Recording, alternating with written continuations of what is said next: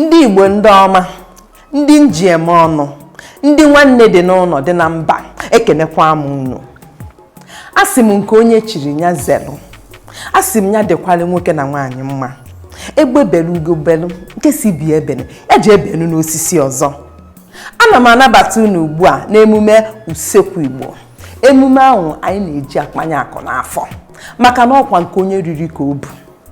N'ụbọchị taa, anyị ga-ewetara unu nri a na-akpọ ịkpa une. Nke mbụ bụ ọka, nekwe ya, ọka akwọrọ akwọ. Nke a bụ ogede, ogede chadela achade. Ine anya ịfụ na ọ chadesigo, chadela achade. Nke a bụ akwụkwọ unere a ga-eji wee kie. Nke a bụ mmanụ nri, mmanụ Igbo. Nke a bụ ịsha. Nke a bụ ose, ose ndụ. Ịchọkwa iwele ose ọkpọọ. Nke a bụ nnu.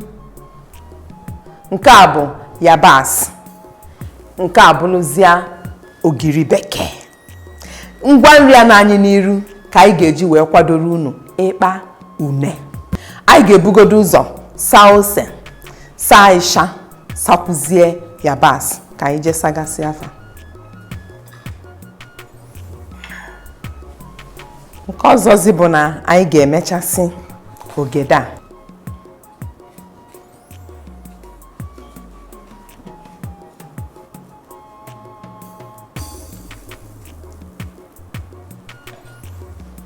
Kwọkọtazi ogede a na yabasị na ịsha na ose. Anyị ga-akwọkọtazi fancha ọnụ. Anyị kwọkọtazie, anyị abịazie gwọkọta ya na ọka akwọrọ akwọ. Ka anyị kwọọ ya. Anyị kwọọ ihe ndị a.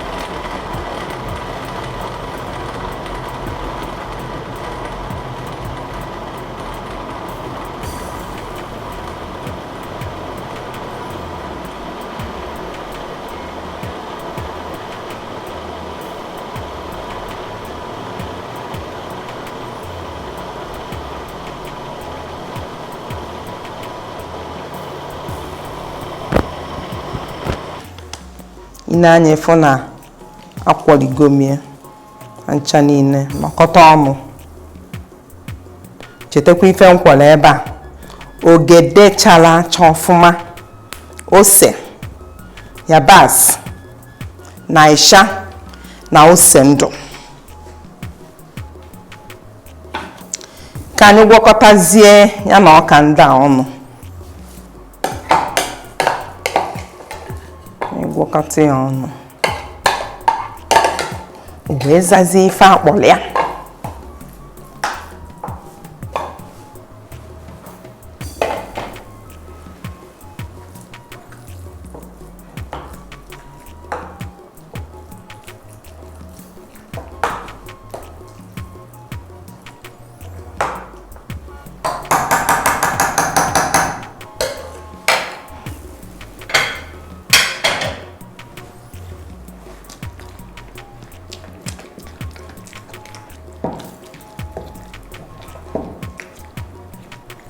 tinye nnu,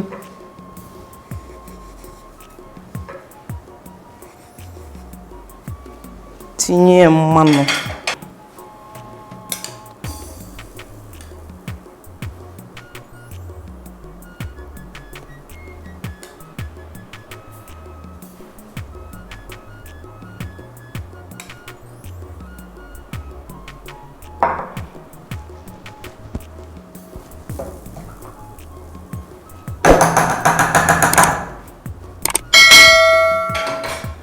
tinyezie ya ogiri bekee,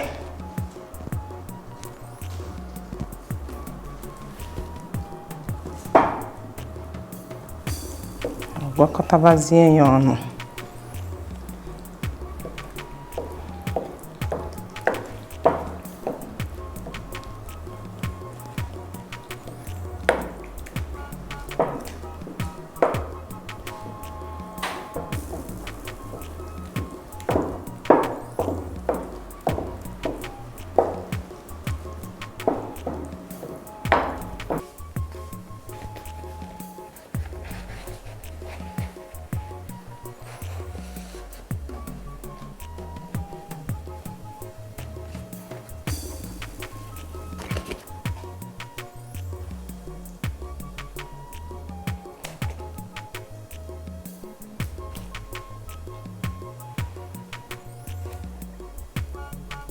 Ịkpa une,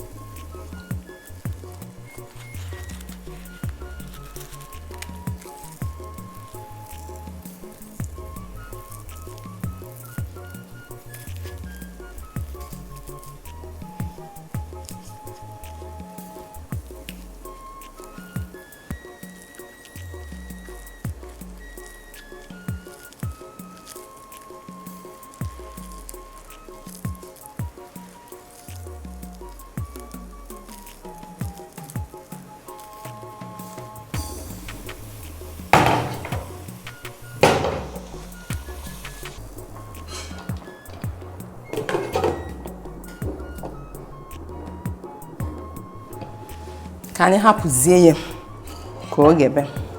M ga-enye ya ife dị ka nkeji 20 maọbụ nkeji 21. Oghego.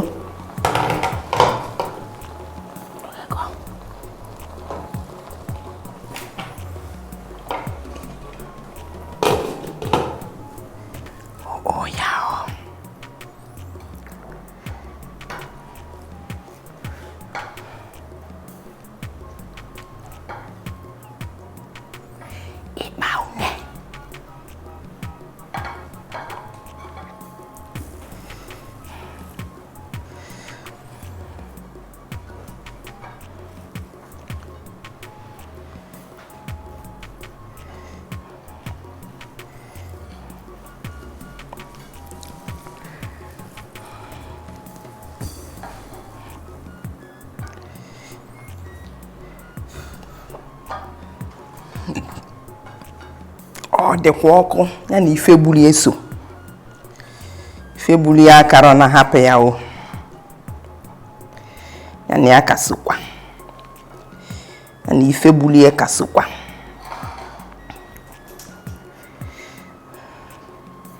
Ụmụ Igbo, nekwa na ịkpa une anyị. Ịkpa une.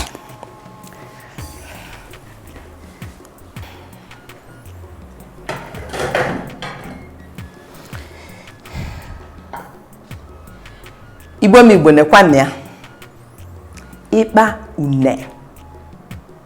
Anyị ji ogede chara acha, chadela chade.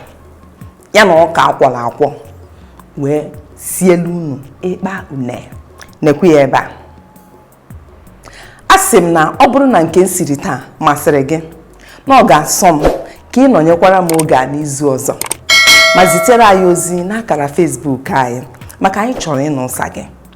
Akara Facebook anyị bụ www.facebook.com/usekwu-igbo ma sonyekwara anyị na Instagram nke bụ @usekwu-igbo.